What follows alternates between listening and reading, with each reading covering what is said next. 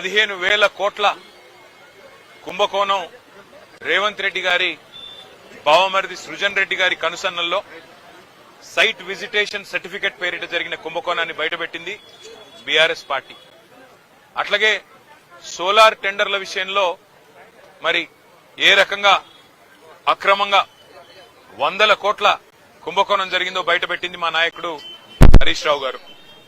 అట్లాగే నైని బొగ్గు టెండర్ విషయంలో వాళ్లకు మంత్రులకు ముఖ్యమంత్రికి వాటాలు కుదరక మంత్రులకు ఉప ముఖ్యమంత్రికి ముఖ్యమంత్రులకు అల్టిమేట్ గా మీడియాలో పనిచేసే జర్నలిస్టులను అరెస్ట్ చేసే కాడికి పోయిన విషయం కూడా మనకు తెలిసిందే. అట్లాగే ఆ నైని బొగ్గు టెండర్ను కూడా రద్దు చేసిన విషయం కూడా మనకు తెలిసిందే. మొన్న మా పార్టీ అనుబంధ సంస్థగా ఉన్న తెలంగాణ బొగ్గుగని కార్మిక సంఘం మా పార్టీ కేంద్ర కార్యాలయం తెలంగాణ భవన్లో ఒక సమావేశం పెట్టుకుంటే అందులో అన్ని విషయాలు ప్రస్తావనకు వచ్చినాయి.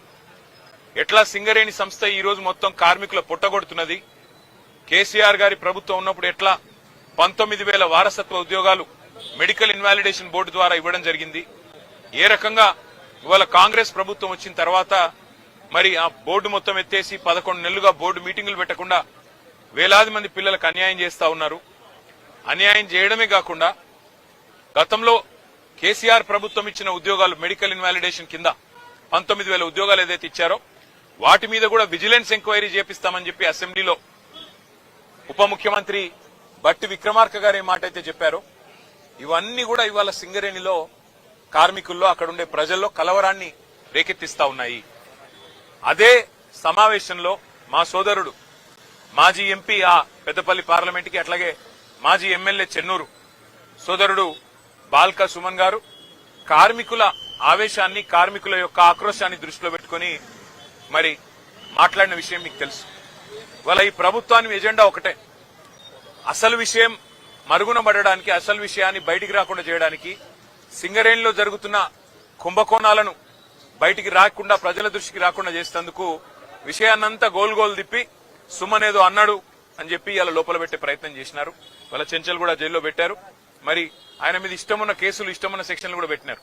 చివరికి మెజిస్ట్రేట్ గారు కూడా మందలించి పీడీపీపీ ఎట్లా పెడతారు మీరని చెప్పి తీసేసిన పరిస్థితి మనం చూస్తా ఉన్నాం.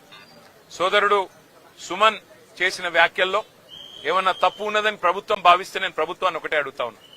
మరి కాంగ్రెస్ పార్టీ యొక్క పెద్దలు ఇవాళ ముఖ్యమంత్రిగా ఉన్న రేవంత్ రెడ్డి ఆ రోజు మల్కాజ్గిరి పార్లమెంట్ సభ్యుడిగా పీసీసీ అధ్యక్షుడిగా ప్రగతి భవన్ అంటే ముఖ్యమంత్రి గారి అధికారిక నివాసం ప్రగతి భవన్ ని బాంబులతో పెట్టి పేల్చినా తప్పులేదు అన్నాడు. మరి ముఖ్యమంత్రి గారు మీ చర్యలు తీసుకోకూడదా? ఒక గౌరవ పార్లమెంట్ సభ్యుడిగా ఉంటూ పీసీసీ అధ్యక్షుడిగా ఉంటూ బాంబులు పెట్టి ముఖ్యమంత్రి అధికారిక నివాసాన్ని పేల్చేయాలే అని మాట్లాడిన రేవంత్ రెడ్డి శిక్షకు అర్హుడు కాదా? చెంచల్గూడకు మళ్లీ తిరిగి రావడానికి అర్హుడు కాదా? అట్లాగే బండి సంజయ్ కేంద్ర మంత్రిగా ఈరోజు ఉన్నారు. ఆయన కూడా పార్లమెంట్ సభ్యుడిగా హైదరాబాద్ పాత నగరం మీద సర్జికల్ స్ట్రైక్ చేస్తాం అని మాట్లాడిన మాట మరి అది శిక్షార్హం కాదా? ఆయన మీద ఇవాళ బాల్కా సుమన్ మీద పెట్టిన సెక్షన్లు ఆయనకు వర్తించవా?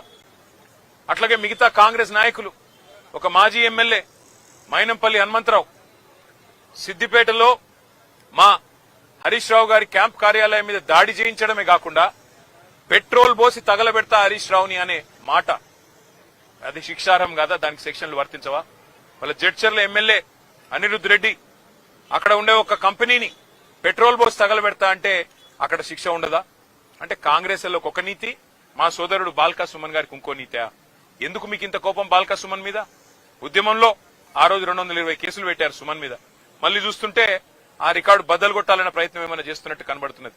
కానీ ఏదేమైనప్పటికీ ఒకటి మాత్రం పక్కా, సింగరేణిలో జరుగుతున్న బొగ్గు దోపిడీ, సింగరేణిలో ఏదైతే మొన్న మా నాయకులు బయటపెట్టినారో 40 లక్షల మెట్రిక్ టన్నుల బొగ్గు తీయనిది తీసినట్టు చూపెట్టి ఇవాళ 1600 కోట్ల గోల్మాల్ కార్యక్రమం ఏదైతే చేస్తున్నారో, సింగరేణి కార్మికుల పొట్టగొట్టే విధంగా బోర్డు పెట్టకుండా ఏదైతే సతాయిస్తున్నారో, విజిలెన్స్ ఎంక్వైరీ పేట వేధిస్తున్నారో, మీ కుంభకోణాల నుంచి దృష్టి మళ్చడానికి ప్రయత్నం చేస్తున్నారో దీన్ని వదిలిపెట్టం. మా సోదరుడు ధైర్యంగా ఉన్నాడు. శ్రీనివాస్ యాదవ్ గారికి, సుధీర్ రెడ్డి గారికి, హర్షవర్ధన్ రెడ్డి గారికి మేము పోతే సోదరుడు చెప్తా ఉన్నాడు, నా గురించి బాధపడకండి, సింగరేణి కార్మికుల మీద దృష్టి పెట్టండి. మా వాళ్ళు ఆక్రోశంతో ఉన్నారు మంచిర్యాల జిల్లాలో, మా ఆదిలాబాద్ జిల్లాలో, రామగుండంలో. మీరు దాని మీద దృష్టి పెట్టండి అన్న, వాళ్ళ కోసం కొట్లాడండి, నాకు జైలు కొత్త కాదు అని చెప్పి తమ్ముడు చెప్తా ఉన్నాడు. మాకు జైళ్లు కొత్త కాదు, పోరాటాలు కొత్త కాదు, మీరు పెట్టే కేసులు కూడా కొత్త కాదు. కానీ మేము మాత్రం వదిలిపెట్టాం. రేవంత్ రెడ్డి గారు చేస్తున్న ఈ అన్యాయాల కుంభకోణాల నుంచి తప్పకుండా రేపు నేను ఉత్తరం రాస్తాను కేంద్ర బొగ్గు గనుల శాఖ మంత్రి కిషన్ రెడ్డి గారికి. సింగరేణిలో ఇవాళ 40 లక్షల మెట్రిక్ టన్నుల బొగ్గును లేనిది ఉన్నట్టుగా చూపెట్టి రికార్డులు ఇస్తుంటే 49% వాటా ఇవాళ కేంద్ర ప్రభుత్వానికి ఉంది. మీరు ఏం చేస్తున్నారు బీజేపీ నాయకులారని నేను అడుగుతా ఉన్నా.